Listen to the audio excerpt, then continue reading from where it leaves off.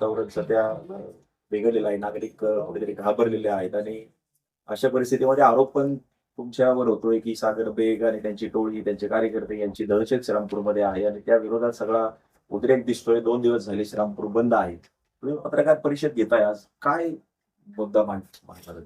नाही, आता काय झालं, ती जी घटना झाली, घटना झाल्यावर त्या पोराच्या वडिलांनी मला कॉल केला पहिले तर. आणि ते वेळोवेळी काही त्यांच्यावर अडचण आली की ते मला कॉल करतात. काही घटना घडली तर मला घटना घडली आणि त्यांनी जे सांगितलं की माझ्या पोराला मारहाण झाली, मुंबईचे काही लोक आले आणि मारहाण करताय, तर मला ते असं वाटलं किरकोळ हा वाद असेल. मी तेवढं सिरियस नाही घेतला. पण मी त्याच वेळेत DYSP साहेबांना फोन केला का त्या हॉटेलवर काहीतरी भांडणं चालू आहे, तिथं आपण जाऊन ते चेक करा. तर DYSP साहेब म्हणले तिथं पोलीस आमचे पोस्ट आहे. तर काही माझे सहकारी पोरं होते, मी त्यांना सांगितलं की तिकडे जा हॉटेलवर चेक करा. तर तोपर्यंत त्या पोराला उचलून कामगार हॉस्पिटलला नेलं होतं. आणि ते पोरं कामगार हॉस्पिटलला पण आपले जे मुलं होते ते तिथं जाऊन त्यांना भेटले. पण थोड्या वेळाने काही 1-2 तासानंतर कळालं का मुलगा तो डेड झाला. डेड झाल्यानंतर ते काय आता मारणारे कोण होते तर मला माहितीही नाही. पण दुसऱ्या दिवशी जेव्हा सगळं हे चालू झालं तर सगळे राजकीय लोक रस्त्यावर उतरले. तर उतरल्यानंतर ते स्वतःही घाबरत होते ना नाव घ्यायला का कोण आहे यांचा आका म्हणजे हा का आत्तापासून हे सुरू नाही आहे. श्रीरामपूरमध्ये कुठलीही घटना झाली का त्याला यांचा आका आमदारसारखा माणूस त्याच्या मागं पोलीस प्रोटेक्शन आहे ना. त्यांनी लोकांची दिशाभूल करण्यापेक्षा त्यांनी समाजाला सांगायला पाहिजे का ह्या माणसाचा ह्याच्यात हात आहे. FIR दाखल जेव्हा झाली तर FIR दाखल होत असताना त्याच्या वडिलांनी त्याच्यामध्ये कुठंही उल्लेख केला नाही का ह्या घटनेमध्ये कुठल्या गँगचा संबंध आहे. पूर्णपणे त्यांनी सांगितलं का ते पोरं रूमला थांबेल होते. खाली येताना त्यांनी ज्या वेळेस तिथं किचन बंद होता त्यांनी जेवण मागितलं आणि तिथं जेवण न दिल्यामुळे त्यांचे भांडणं झाले. सपोज धरू आपण एखाद्या गँगशी तो संबंधित होता आणि त्याला मारायला लावलं. अरे मारायला लावलं तर तिथं पाठवत असताना कोणतरी त्याला छुरी, चाकू, बंदूक, काही एखादा रॉड, काहीतरी असे हत्यार तर दिल ना. तिथं मारायला कोणी पाठवलं तर तिथं गेल्यानंतर त्यांनी तिथला टिपॉय का काय उचलला ते पोराच्या डोक्यात टाकला. अशी ती पूर्ण घटना आहे. पण एखादी घटना एखाद्या दुःखाचा डोंगर त्या माणसावर कोसळलेला आहे. आम्ही त्याच्यासोबत आहे. पण त्या घटनेला फक्त राजकारण म्हणून इतकं गावभर बंद करायचं, गावाला वेठीस धरायचं, त्या पोराची बॉडीची विटंबना करायची, पोलीस स्टेशनला आणून ठेवायचं. अरे बापाचंच म्हणणं नव्हतं ना काय असं गँगवर झाला का त्याची सुपारी झाली असं बापाचंच म्हणणं नव्हतं काही. पण त्या माणसाला सुद्धा प्रेशराईज करणं का कुणाच तरी नाव घे, ह्या लोकांना फक्त राजकारण करायचं आहे. अरे तिथं मोर्चात बसलेले लोक हसताय. ते एवढी वाईट घटना झालेली आहे, आमदार बसलाय, सगळे बसले, हसताय लोक मोर्चामध्ये. आणि त्या ठिकाणी मीही गेलो असतो पण मी त्या दिवशी इथं नव्हतोच ना. नाही तर त्या मोर्चामध्ये मीही सहभाग झाला होतो. मी इथं नव्हतो त्या वडिलांना सांगेन मी मुंबईमध्ये आणि मला यायला उशीर झाला. मी तिथं नव्हतो त्या दिवशी. आणि माझं एक आपल्या सगळ्या मीडियाच्या माध्यमातून सर्वांना एकच म्हणणं आहे, जिथं आम्ही याच्यात आढळलं असन आमचं एक कॉल, एक फोटो. अरे मोर्चामध्ये गेल्यानंतर मी ज्या ठिकाणी मोर्चाला जातो 20-30 हजार लोक त्या मोर्चामध्ये सहभाग घेतात. आणि कोण माझ्यासोबत फोटो काढतोय हे मी तर पाहू शकत नाही ना. एखाद्याने माझा फोटो सोबत काढला आणि तो कुठंतरी पोस्ट केला आणि त्यांनी कुठंतरी काही घटनेमध्ये तो आरोपी भेटला तर त्याला जबाबदार मला धरणार का तुम्ही? अरे किती लोकांसोबत इथले अनेक नेते मोठे त्यांचेही फोटो आहेत. आणि एका घटनेला फक्त केंद्रित करायचं. आता 4-5 दिवसापूर्वी इथं गोळीबार झाला, 8 दिवसापूर्वी गोळीबार जो झाला त्याच्यामध्ये गुड्डू यादवचा पुतण्याला गोळी लागली. गुड्डू यादव काँग्रेसच्या तिकिटावर नगरसेवकला उभा होता का नाही प्रभाग 12मधून. पण त्याच्याकडे आमदार गेला नाही. का नाही गेला? का ज्या पोरांनी गोळीबार केला ते काँग्रेस पोषित गुंड होते. ते हे काँग्रेसने पोसून ठेवलेले. त्या घटनेवर त्यांनी एक शब्द बोलला का? त्याच्या पहिले जगदनेशला 2 मुसलमानांनी चाकू मारला, त्या पोराची किडनी काढावं लागली, मातंग समाजात होता, त्याच्यावर आमदार बोलला का? का बोलत नाही? नायगावच्या नदीवर एका मातंग समाजाच्या पोराची हत्या झाली, मोका लागल्यानंतर त्यातल्या काही लोकांवर गोळीबार पण या श्रीरामपूरमध्ये झाला, त्याच्यावर आमदार बोलला का? आणि त्या केसमध्ये 8 ते 9 आरोपी केलेले, फक्त 2 आरोपी त्याच्यात अटक आहे. इतर आरोपी श्रीरामपूरमध्ये राहतात. मोक्यामधले 2-2 मोके त्यांच्यावर लागतात. आमदार बोलत नाही. फक्त आम्ही राजकारणमध्ये आलोय आणि कुठंतरी काही नसताना आम्ही स्टँड घेतला आहे. एवढे 48,000 मतदान आम्हाला पडलेले, ह्याला फिकर ही 2029ची, म्हणून हे सगळा कारभार करतोय. जेव्हा मला पाकिस्तानवरून धमकी आली तर आज महाराष्ट्रभरामधून 80 ते 90 पोलीस स्टेशनला निवेदन गेले का यांना पोलीस प्रोटेक्शन द्या. रोज पेपरला बातम्या आहे बाहेरच्या. पण मला त्या प्रोटेक्शनचा काही संबंध नाही. पण एवढी मोठी घटना झाली त्याच्यावर बोलला का? लव जिहादचा कायदा बनला तर सर्वात पहिले विरोध करणारा हा आमदार आहे. बंटीसारख्या अतिरेक्याला सोबत मांडीला मांडी लावून प्रचार करणारा ह्याला वाईट हे वाटलेलं आहे का बंटी जागीरदारची हत्या झाली आणि ह्यांना त्याच्यात आरोपी का नाही केलं? का बंटी याचा भाऊ आहे या आमदारचा, सगळा सपोर्ट याला तिने केला, करण ससायला सगळा सपोर्ट बंटी जागीरदारने केला. अतिरेकी यांना चालतात, पण कुठला तरी माणूस गुन्हेगारी क्षेत्रातून येऊन धर्माचं काम करत असेल तर तो माणूस यांना कायम गुंड वाटतो. 4 वर्षात माझ्यावर कोणता गुन्हा दाखल झाला एक सांगायचं? माझ्यावर 4 वर्षामध्ये माझ्यावर कुठलाही गुन्हा दाखल झाला नाही. जे गुन्हे दाखल झाले ते माझ्या भाषणावरचे, जिथे इथं भाषण केलं त्या भाषणाचे गुन्हे, इतर माझ्यावर कुठलाही गुन्हा नाही आहे. आणि तरीसुद्धा त्या घटनेचं कसं तरी गाव बरबंद करून, आता गोरगरीब लोक, भाजीपाले विकणारे लोक, त्यांच्या घरावर अशी परिस्थिती आज का जर इथं विकायला आले आणि आज विकलं तर त्यांच्या घरी संध्याकाळी खातील ते. त्या लोकांची जबरदस्ती दुकानं बंद करतात. आमदार गाडीवर फिरतोय आणि लोकांना दम देतोय. अरे लोकांनी जर सो इच्छेने बंद केले तर ते बंद करायला आमचाही पाठिंबा आहे, पण एखाद्याला दम द्यायचं, काहीतरी प्रेशर तयार करायचं. बेलापूरमध्ये जाता लोकांना तर दुकानं बंद करा असं नाही, लोकांनी स्वस्फूर्तीने बंद केले पाहिजे दुकानं. मोठ्या मोठ्या घटना घडतात तेव्हा बंद करत नाही. हा कुठलाही गँगवॉर झालेला नाही आहे, हा त्याच्या वडिलांचं म्हणणं आहे. तरीसुद्धा त्याच्या वडिलांवर प्रेशर करायचं काम चालू आहे. आणि काल पोलिसांनी तर हे घेतले, प्रेस घेऊन सांगितलं का ह्यामध्ये 3च आरोपी आहे. आणि आत्ता उद्या यांनी परत मोर्चा ठेवला. मोर्चा ठेवून फक्त एखाद्या माणसाला बदनाम करायचं काम हे कुणाकडून शिकायचं असेल तर या काँग्रेसवाल्यांकडून. जे लोक सगळे एकामेकाला, राजकारण इलेक्शन कुठलं आलं का सगळे एकामेकाला शिव्या देतात, पण कुठंतरी माझं नाव जोडलं कुठल्या घटनेशी तर सगळे भामटे एकत्र येतात. आणि तीच परिस्थिती श्रीरामपूरची झाली. आणि हे काही 8-10 मुंडके का यांना वाटते श्रीरामपूरचे मालकच आहे. कुठे झालं का गाव बंद? मागच्या संक्रांतच्या दिवशी गाव बंद. खरं तर यांच्यावर प्रशासनाने गुन्हे दाखल केले पाहिजे. यांना प्रशासनाने डोक्यावर घेतल्यासारखं आहे, काही हे बोलतील आणि काही होईल. त्या मोर्चामध्ये कुठं ते परिवारचे लोक आहेत का? हेच उड्या मारते, कुठे खुर्च्या टाकतात, कुठेही बसतात आणि गाव बंद. दुबैया यांची एक व्हिडिओ क्लिप व्हायरल झाली. त्यावेळेस दुबैया यांनी घटना घडत असताना किंवा घटनाच्या वेळेस तुम्हाला फोन केला. ती व्हिडिओ क्लिप आता, ऑडिओ क्लिप आता व्हायरल झाली आहे. मग दुबैया जे आहे यांनी आपल्याला कॉल करण्याचं खरं कारण काय असू शकतं? आपली त्यांचे काही मैत्रीपूर्ण संबंध, आपले काही त्यांचे व्यावसायिक संबंध, आपल्याला फोन करण्याचं नेमकं कारण काय? नाही, त्यांचे माझे संबंध आहे, एवढे माझे जास्त संबंध नाही. मागेही त्यांचा हॉटेलच्या वरून एका मुलाशी वाद झाला, तो गुन्हा दाखल होत होता. त्यांनी मला कॉल केला. मी साहेबाला म्हणलो जर ते होत असेल, तिथला वेटर दारू पिलेला होता, काहीतरी उलटा बोलला, त्यांनी काहीतरी 2-3 चापटी त्याला मारले होते. मी त्याला सांगितलं नका करू साहेब दाखल, ते होऊन जाईल. तर त्याला काहीतरी विश्वास आला असेल का यांना फोन केला तर मदत भेटेल, त्या विश्वासाने त्यांनी मला फोन केला. त्याच ठिकाणी त्यांनी आमदारला का फोन नाही केला? कुठल्या खासदाराला का फोन नाही केला? मलाच का फोन केला त्यांनी? आणि ते तरी माझे ऑटो रेकॉर्ड होता म्हणून माझ्याकडे ती रेकॉर्डिंग भेटली. कदाचित मी त्या दिवशी फोन उचलला नसता आणि रिटर्न त्याला फोन लावला असता तर एखादा म्हणला असता त्याला धमकवलंच, ते झालं असतं. नुकतंच आता श्रीरामपूर शहर पोलीस स्टेशनने वॉर्ड नंबर 7 सरस्वती कॉलनीमध्ये एका अपार्टमेंटमध्ये रात्री उशिरा कारवाई केली. त्याच्यामध्ये काही आक्षेपार्ह फोटो, डॉक्युमेंट्स बरोबरच एक गावठी कट्टा आणि 2 काडतुसं सापडले. आणि त्याच्यामध्ये सोनू बेग, त्यानंतर एक श्रद्धा नावाची मुलगी आणि एक अजून एका मुलावरती गुन्हा दाखल झालाय. त्या प्रकरणाबद्दल तुम्ही काय सांगा? नाही, ते घटनेचं मी रात्री तिथं नव्हतो, पण ज्यावेळेस पोलीस माझ्या समोरून गेले तर कुठल्याही घरात घुसायच्या आधी कोर्टाचा वॉरंट लागतो, कोर्टाची परवानगी लागते.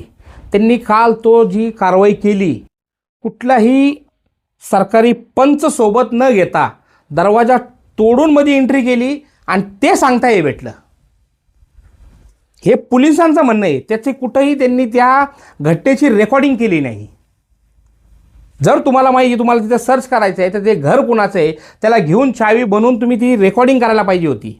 ते तसे घुसले आणि त्यांचं म्हणणं आहे तिथं वेपन भेटलं. आणि हे कुठंतरी बदनाम करायचं काम चालू आहे. माझ्याकडं अनेक रेकॉर्डिंग आलेले आहे, मी ते योग्य वेळी देणार आहे. याच्यात मोठ्या मोठ्या नेत्यांचा हात आहे.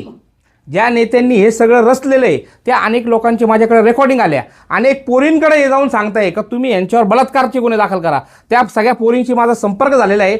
त्या पोरींनी सगळ्यांनी व्हिडिओ बनवले आणि त्या सगळ्या पोरी पोलीस स्टेशनला हजर होऊन सांगणार आहे का त्यांच्याकडे कोण कोण जात आहे आणि यांच्यावर बलात्कारचे गुन्हे दाखल करा हे सांगता. हे सगळं मी उघड करणार आहे. आकाश दुबैया या तरुणाच्या हत्येशी तुमचा एकतर तुमचा किंवा तुमच्या लोकांचा संबंध नाहीये असं तुमचं म्हणणं आहे. जाणीवपूर्वक तुम्हाला या सगळ्या याच्यात गोवलं जात आहे हे सगळ्या प्रकरण प्रयत्न चालू आहे गोवायचा. काय झालं एकदा माणसाचं नाव लागलं गुंड का त्याला जोडायचं ना त्याच्याशी. तर मी काय म्हणतो कुठंतरी अशी लिंक जोडून द्यायची का त्या पोरांचा माझा 1% सुद्धा संबंध असेल. अशी लिंक तरी जोडून द्यायची ना का ज्यांचा माझा काहीतरी संबंध आहे त्याच्यात. उगाच फक्त गाव बदनाम करायचं. श्रीरामपूरमध्ये गुन्हेगारी वाढली. आज परिस्थिती बघा इथून श्रीरामपूरच्या इथून पलीकडे जर पाहिलं वार्ड नंबर 2 मध्ये तर मोठ्या मोठ्या ट्रकात तोडल्या जातात चोरीच्या. आणि जेवढे गाड्या चोरी होतात आपल्या जिल्ह्यामधले त्या ह्या वार्ड नंबर 2 मध्ये स्क्रॅपच्या माध्यमातून तोडायला येतात. त्याच्यावर आमदारला ते दिसत नाही. महाराष्ट्रभर गो हत्याबंदी कायदा आहे. सगळे कत्ली करणारे गायाच्या कत्ली करणारे आमदार सोबत फिरतात ते त्याला दिसत नाही. घटना ही चुकीची झालेली आहे आणि त्या दुबया परिवाराला आमचं समर्थन आहे. आणि जिथं त्यांना असं वाटन का आमची गरज पडल तर तिथं आम्ही निवेदनं देऊ आणि जिथं मोर्चे काढायचे असेल तिथं त्यांच्यासोबत जाऊ. त्या लोकांशी माझा कुठलाही संबंध नाहीये. तुम्ही शाल पांघरून बेग टोळी 2 नंबरचे धंदे करत असतात आरोप हेमंत ओगले करताय. हां ते तर माझं मेन म्हणणे. एक पोलिसाची अशी रेड दाखवायची का ज्या 2 नंबर एक तर माझे पोलीस माझ्याकडून हप्ते घेत असतील आणि तिथं जात नसतील मग त्या पोलिसाला कारवाई केली पाहिजे. माझ्या माणसांवर माझ्या परिवारच्या माणसावर एक गुन्हा असा दाखवायचा का कुठल्या तरी 2 नंबर धंद्याचा त्याच्यावर गुन्हा दाखल झाला किंवा या आमदारांनी तिथं नेऊन दाखवायला पाहिजे हा धंदा याचा आहे. उगाच लोकांची दिशाभूल करायची नाही. माझे कुठलेही 2 नंबरचे धंदे चालत नाही. असं कुठेही आढळत असेल तर तुम्ही त्यांना विचारायला पाहिजे का कोणता धंदा यांचा आहे 2 नंबरचा हा तू चलून दाखव. काल तुम्ही काँग्रेसच्या लोकांवरती जरी आरोप करत असला मात्र काल शिंदे सेनेतलेच काही तुमचे सहकारी जे आहेत त्यांनी देखील थेट आरोप केलाय की हे जे हिंदुत्वाच्या नावाखाली सगळं गुंडांच्या टोळ्या तयार केल्या गेल्यात आणि हा बकासूर तयार झालाय असं नाही शब्द म्हणलं ना. पण त्यांनी नाव नाही घेतलं. मी काय म्हणतो प्रत्येक माणसाने नाव घेतलं पाहिजे. हा बकासूर कोण. नुसतं कोड्यात कशाला ठेवतात. घाबरू नका कोणाला. न्यायव्यवस्था आहे श्रीरामपूरमध्ये ती तुमच्या पाठीशी आहे ना. माझंही नाव घ्यायचं असेल तर डायरेक्ट नाव घ्या. घाबरता कशाला.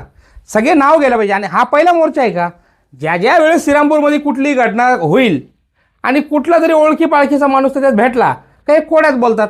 श्रीरामपूरच्या मुली जबरदस्ती उचलून नेतात त्याचा बलात्कार होतो. अरे एवढी मोगलाई माजली कोणाची. अरे एक तक्रार दाखवा ना. कोणतरी मुलगी समोर आणा. दिशाभूल करायचं काम आहे आणि नाव पण घेत नाही. कोण करतंय. आमदार आहे तू. तुझ्यामुळं तुला या श्रीरामपूर मतदारसंघ सुरक्षित ठेवायची जबाबदारी तुझ्यावर आहे. तू त्यांचे नाव घेतले पाहिजे. नाव का नाही घेत. टोळीचा सहभाग असू शकतो. अरे काहीतरी पुरावा द्या. त्याच्यावर मानहानीचा दावा मी दाखल करणार आहे आमदारावर. त्याच्याकडे काही पुरावा असेल ते द्यावा. आणि मी पत्रकार म्हणून पत्रकारांना सगळ्यांना विनंती करतो की त्याला हा प्रश्न विचारा ह्यांचा कोणता 2 नंबरचा धंदा चालू आहे ते दाखव. उद्या जो महामोर्चा निघतोय सर्वपक्षीय सर्व नागरिक मोर्चा काढतायत तुम्ही देखील त्या मोर्चात सहभागी होणार.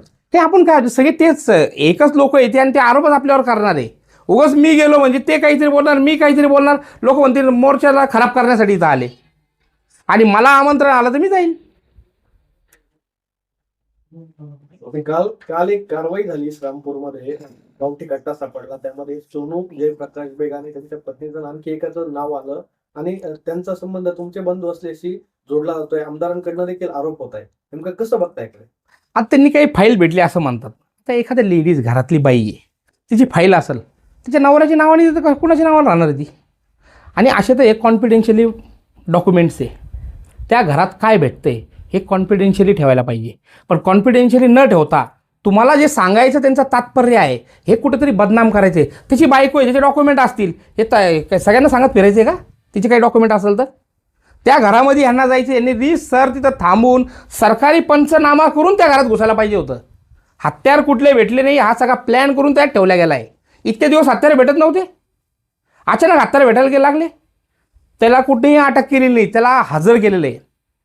त्याच्यामध्ये जहागीरदार नावाचा पोरगा तो आमच्या घराची रिकी करत होता.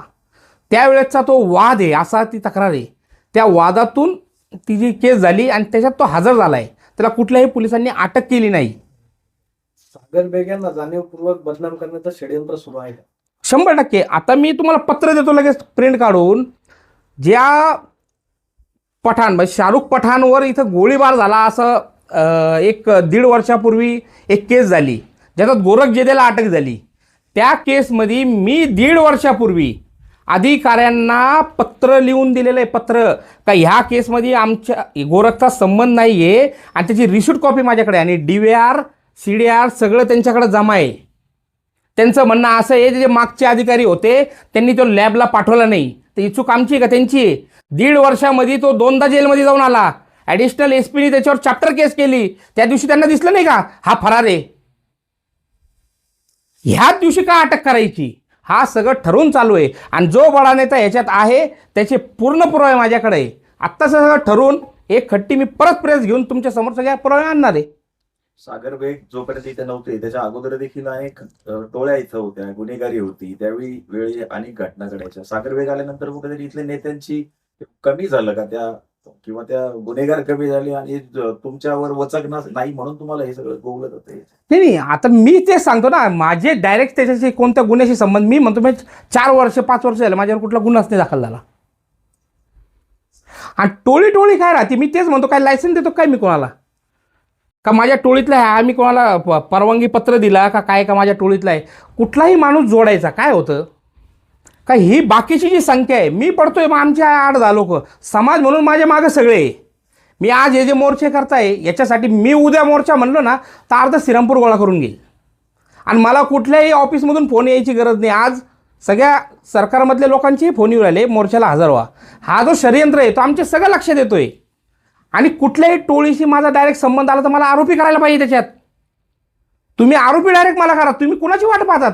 प्रशासन जरी असेल ती वाट पाहू नका. कुठंतरी तुम्ही चुकीचं करताय म्हणून मला आरोपी करता येत नाही तुम्हाला. नाही पण हे मग आमदार खासदार माझे खासदार किंवा माझे आमदार यांच्यावर दहशत आहे का? तुमचं नाव घेत नाही ते. अहो त्यांना माहीत असेल मी नाही आहे. त्यांना माहीत असतं. आमदार खासदार काय आता माझे खासदार लोखंडे साहेब तिथं होते. लोखंडे साहेबाला बॉडीगार्ड आहे. ते काय घाबरतील मला? आणि आम्ही एका पक्षातले ना. ते कशाला घाबरत? मी तेच सांगतो ना. लोखंडे साहेब तिथं होते, कांबळे साहेब तिथं होते. त्यांनी काय माझं नाव नाही घेतलं आणि त्यांच्यासमोर बाकीच्यांनीही कुणी नाव नाही घेतलं. ते फक्त श्रीरामपूरची गुन्हेगारी संपावा ह्यासाठी ते मोर्चामध्ये हजर होते. आणि आमचंही समर्थन आहे त्यांना. अशा मोर्चामध्ये गेला पाहिजे, गुन्हेगारी संपलीच पाहिजे. पण गुन्हेगारी फक्त हिंदू करतो हा नॅरेटिव्ह खोडला पाहिजे कुठंतरी. चित्ते आणि ओगले, आमदार ओगले, चित्ते आणि करण ससारे हे 11 जुलैच्या मर्डर केस नंतर 12 जुलैपासून श्रीरामपूर बंद करतायत. आणि ते पूर्णपणे रोज फिरून ते दुकाना व्यवसाय सगळे बंद करतायत. आणि याचबरोबर आमदारांनी असं पण एक स्टेटमेंट दिलं आहे की हिंदू धर्मरक्षकच हिंदू लोकांना त्रास देतोय. जो त्रास मुसलमानांना व्हायला पाहिजे तो हिंदू लोकांना होतोय. याकडे आपण काय बघतो? नाही, आता त्रास देतोय म्हणजे कोण देतोय? कोण हिंदू रक्षक? आता सगळ्यात मोठे तर प्रकाश चित्ते हिंदू रक्षक आहे श्रीरामपूरमधले. कुठंतरी सुपाऱ्या बंद झाल्या आमच्यामुळं. सगळे सुपाऱ्या बंद झाले आणि हे नाटकं सुरू झाले. इतके दिवस तर करणला शिवाय देत होता ना. अंजुमच्या बिल्डिंगचे कागदपत्र जी वेस्टर्न हाईट असेल तर जे गोल्ड मार्केटची बिल्डिंग असेल ह्या सगळ्या बिल्डिंगचे हप्ते खाऊन कोर्टामध्ये पिटिशन दाखल करून ठेवली आहे. आणि ते अर्ज आम्ही दिले. अंजुम हा चुकीच्या पद्धतीने स्वीकृत नगरसेवक केला याचा अर्ज आम्ही दिलेला आहे. हा सगळा दुग्ध आहे. अंजुमच नाही तर त्यांच्या पक्षाचे 3 लोक हे चुकीच्या पद्धतीने नगरसेवक झाले याचे कागदपत्र मी तिथं दिलेले. ह्या सगळ्या गोष्टीचा रोष आहे. त्यांचे 3 नगरसेवक त्यात बाद होणार आहेत.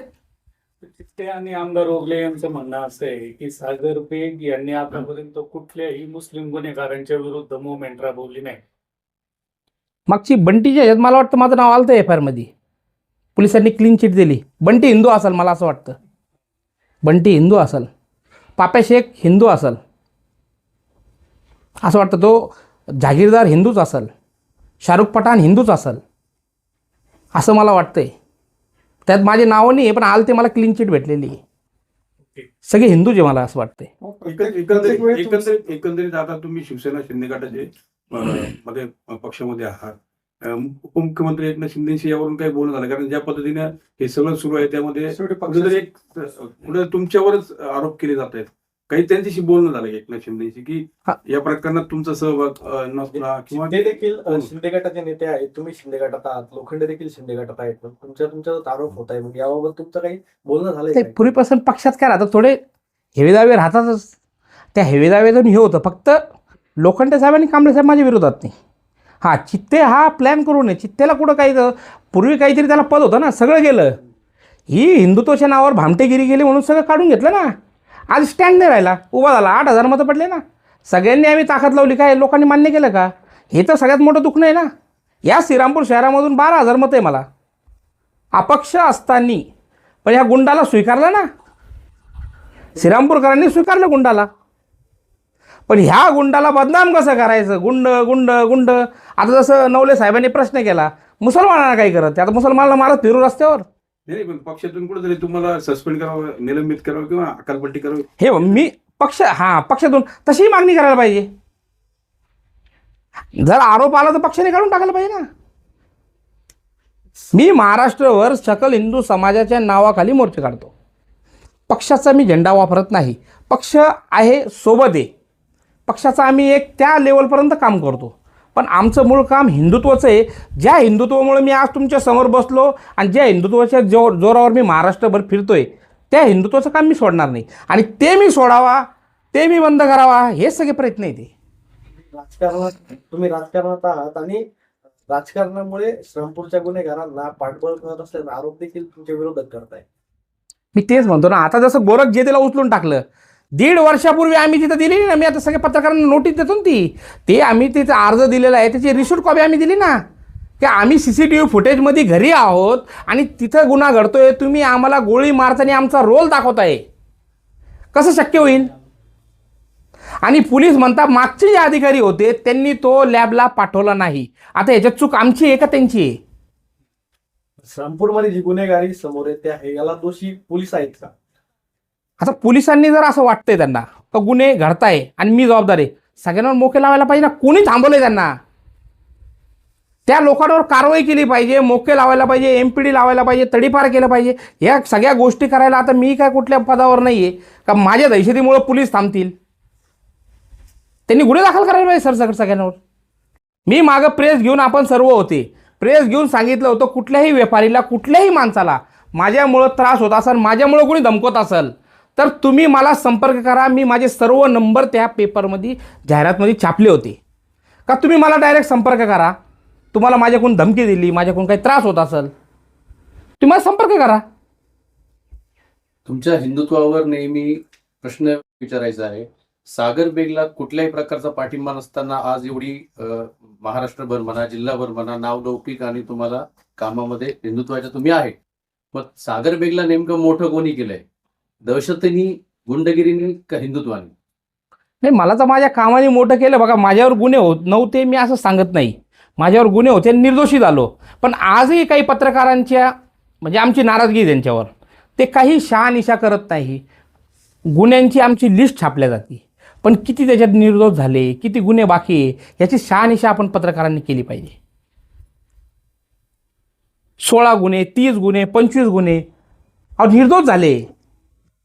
सगळे गुन्हे निर्दोष झाले ना. 2-4 गुन्हे राहिलेले. किती गुन्हे आहेत एकूण तुमच्यावर? आता माझ्यावर 4 गुन्हे आहेत आणि पूर्वी दाखल असलेले एकूण गुन्हे? पुरा 18 गुन्हे होते. 14 गुन्ह्यामध्ये निर्दोष झाले. निर्दोष झालो. आता माझ्या भावावर 16 गुन्हे दाखवत आहे. 16 गुन्हे, 4च गुन्हे राहिलेत. म्हणजे समाजामध्ये काय होतं, जेव्हा कुठलाही पत्रकार छापत असेल आणि ते बातम्या जेव्हा समोर येतात, कुणी वाचत असेल, हे 16 गुन्हे, 20 गुन्हे आणि सगळ्यांचे गुन्हे एकत्र करतात, एकूण झाले 50 गुन्हे. पण ते समाजावर इम्पॅक्ट काय होतो त्याचा? पत्रकारांच्या बद्दल तुमची जी भूमिका आहे, आता सोशल मीडियात पण एक पोस्ट फिरली होती. पण पत्रकार जी मिळालेली माहिती आहे त्याच्यावरती आधारित बातमी प्रकाशित करतो. नाही, आमची माहिती देणारी जी लोक असतात ती शासकीय यंत्रणेतली लोक आहेत. नाही, मग तीच आपण ती शहानिशा, मी तेच सांगतो ना. आता जसं किंवा त्यांनी दोघांपैकी कुणी जी माहिती दिली ती माहिती खरी मानून पत्रकार ते बातम्या देत असतात. त्यामध्ये पत्रकारांचं म्हणजे कोणी पण असेल, पत्रकारांचा व्यक्तिगत रोल आहे असं मला वाटत नाही. नाही आता ऐका ना, 2 मिनिटं साहेब, 2 मिनिटं. आता जी आकाशची हत्या झाली, ऐका, आकाशची जी हत्या झाली, पहिल्या दिवसापासून पोर्टरमध्ये काय होतं, चाकू घुपसल्याने त्याची हत्या झाली, हे बरोबर आहे का? पण ही बातमी जर लोक समाजात जाती तर कुठंतरी आपली चूक होती का नाही? मी तुम्हाला नाही सांगत, मी आपल्या पत्रकार बांधवांना सांगतोय, हे कुठंतरी आपली चूक होती, आपण शहानिशा त्याची केली पाहिजे. माझ्या भावाला मी सरेंडर केलं, पोलीस स्टेशनला झाला, सरेंडर झालं, सगळे म्हणले सापळा रचून धरला, कोर्ट म्हणतो तो हजर झाला, आयो म्हणतो हजर झाला. मग अशा बातम्या लावून कशी समाजाची दिशाभूल करायचं काम आहे का नाही? मी एका कुठल्या माणसावर सांगत नाहीये. आणि जेव्हा काहीतरी चांगलं काम आम्ही करतो तर ते सगळे पत्रकार आमचं दाखवत नाही ना. एकंदरीत आता आपण भैया, सांगितलं तुम्हाला की गुन्हेगारी एक मिनिट, मारहाण झाल्यावर, अपहरण झाल्यावर, कोणी खंडणीची धमकी दिल्यावर तुम्हालाच फोन काय येतो? म्हणजे नेमकं तुमचंच नाव नाही मी नाव नेमकं काय? ते मग तेच म्हणतो ना, सगळे कोण जोडून बदनाम कसं करायचं यांना. आणि मी पूर्वीपासून सांगतो का माझ्यावर कुठलाही गुन्हा दाखल झाला तर मी फोन बंद करून गायब होणारा माणूस नाहीये. बंटी जागीरदारची केस जेव्हा झाली तर मी माझ्या घरी होतो. मला ज्या वेळेस पोलीस स्टेशनला चौकशीसाठी बोलवलं, मी त्या टायमाला पोलीस स्टेशनला हजर होतो. ज्यावेळेस FIR मध्ये नाव आलं तर मी तर कन्फर्म झालो ना मी आहे त्याच्यात, तरी सुद्धा मी तिथं हजर होतो, चौकशीला हजर होतो, सगळीकडे हजर होतो. जिथेही असं कुणालाही वाटेल प्रशासनाला का मी त्याच्यात दोषी वाटतोय, मला अटक करायची आहे, मी समोर येईल. आता घटना झाली, मी आहे ना इथंच. पण मी काय कुठला अतिरेकी नाही. माझ्या घरचं सर्च काढणं, QRT बोलणं, ते करणं, एवढे मला पाकिस्तानमधून धमकी येत आहे. इथले जिहादी माणसं त्यांच्या संपर्कात आहेत, त्यांचे घराचे झरत्या घेणं दिलं सोडून, आणि माझे झरत्या घेता. पाकिस्तानचं शहजाद भट्टी प्रकरण आता ताजं आहे. तुम्हाला 2दा पाकिस्तानवरनं बसलेल्या व्यक्तींनी व्हिडिओद्वारे धमक्या दिल्या. त्याच्यामध्ये ATSनी पण काही श्रीरामपूरमध्ये कारवाई केल्या, बरेच त्याच्यामध्ये उलगडा झाला. शाबीमारी पण झाली बऱ्याच ठिकाणी. याविषयी काय तुम्ही सांगा? 102 आरोपी त्याच्यात धरले महाराष्ट्रभरातून. छत्रपती संभाजीनगरमध्ये जे लोक धरले त्यांच्याकडे गन मशीन भेटले, 5 कोटी कॅशही भेटला, असं मीडियात आलंय. हे 102 धरले त्याच गँगची संपर्कात होते जे लोक मला धमकी देत होते. हे सगळे त्याच्याच संपर्कात होते. आणि मी प्रशासनाला पूर्वी इथे सांगत होतो, 2 मिनिटांनंतर घेणार. पुढे रेकॉर्ड चालू आहे. मी त्यावेळेसही ते सांगितलं होतं का प्रशासनाने व्यवस्थित कारवाई करायला पाहिजे. ज्या वेळेस महाराष्ट्रभरातून 80 ते 90 निवेदन आले, त्यानंतर लोकांना उचलल्याने 102 लोक ताब्यात भेटले ना. मी हा विषय मला धमकी दिली म्हणून मी सांगत नाहीये. हा विषय आपल्या महाराष्ट्राच्या सिक्युरिटीचा आहे. जर ह्या लोकांनी कुठून तरी बॉम्ब आणला आणि कुठंतरी ठेवून दिला, आज हे डायरेक्ट त्या सैजाद भट्टीच्या संपर्कात आहे. पहिलेच या महाराष्ट्रात का हे जिहादी गद्दार कमी आहेत का? 102 लोक त्याच्या संपर्कात होते. म्हणजे आता हे जे रेकॉर्डवरचे जे संपर्कात होते आणि पोलिसांना भेटले, पण हे लोक कुणाच्या संपर्कात होते हे सगळं निघलं पाहिजे ना. कोणतरी माणूस डायरेक्ट पाकिस्तानीच्या संपर्कात असताना माझ्या घरापाशी येतो आणि व्हिडिओ रेकॉर्डिंग करतो आणि निघून जातो, आणि तोच व्हिडिओ ते पाकिस्तानवाला त्याच्यावरून त्याच्या पोस्टवरून टाकतो. पाकिस्तानच्या कुठल्या लोकांनी किंवा टेररिस्ट किंवा कोणी तुमच्या घराची रेकी केली किंवा तुम्हाला जे व्हिडिओ किंवा कॉल केले किंवा व्हिडिओ आले तुमच्याकडं, तुम्हाला काय वाटतं कोण आहे? सगळे पाकिस्तानी ना, आणि सगळे त्यांच्यावर आता कोणी त्याच्यात सामील आहे? भेटले ना. इथले 5 लोक वार्ड नंबर 2 मधले उचलले होते ATSनी.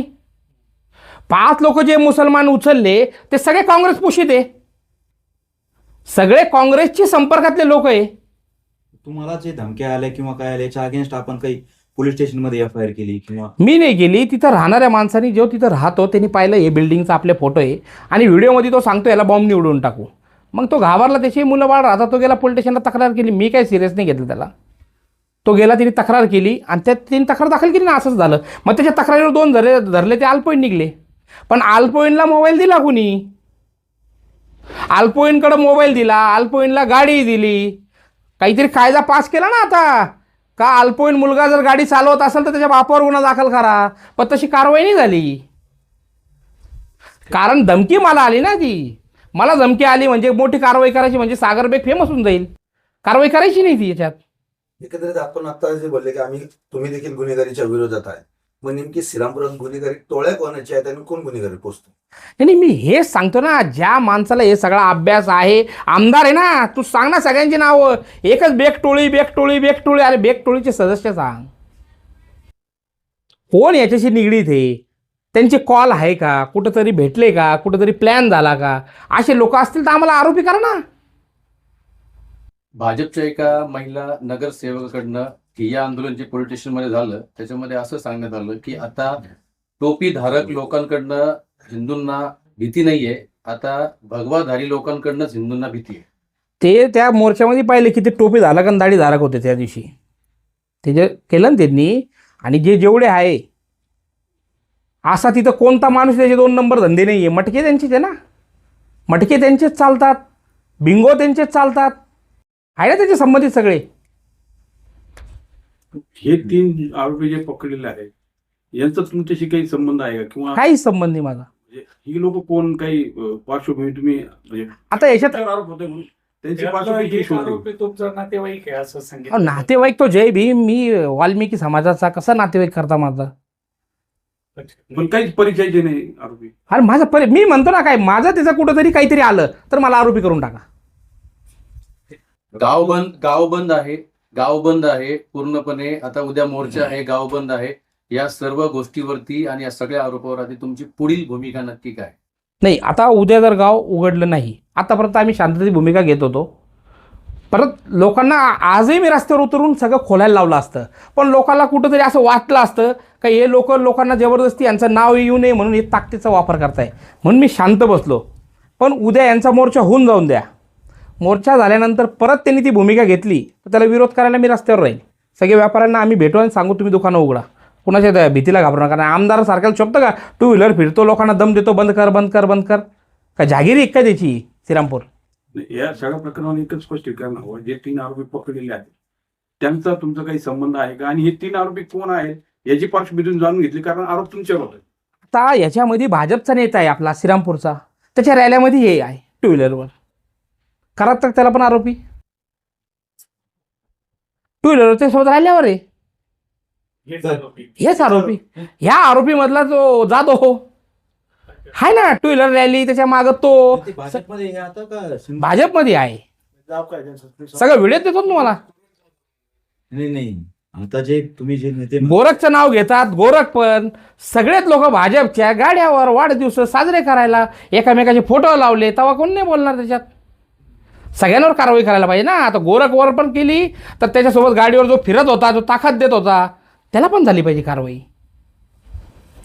ते भाजपचे लोक ताकद देतात आरोपी. आहे ना सोबत. मग सोबत म्हणजे आता तसं नाही राहत, कोण माणूस काय गुन्हा करणार आहे. तुम्ही सोबत 2 व्हीलर पडले, त्यांनी गुन्हा केला, तो जबाबदार राहतो का? जसं मला कोणी जबाबदार धरत असेल तर जेवढे लोक अशा याच्यात सोबत दिसले असेल, ज्याचे याचे फोटो असेल, प्रत्येकावर कारवाई करा ना. आता प्रकाश चित्ते अर्जुन दाभाडे सोबत फिरत नव्हते, रात्रंदिवस होते ना. अर्जुन दाभाडेवर 2 मोके, मग प्रकाश चित्तेलाही मोक्यामध्ये अटक केली पाहिजे की नाही? म्हणजे आमच्या सोबत राहणारा माणूस हा गुंड होतो आणि तुमच्या सोबत राहणारा माणूस सुशिक्षित होतो काय? वेगळं.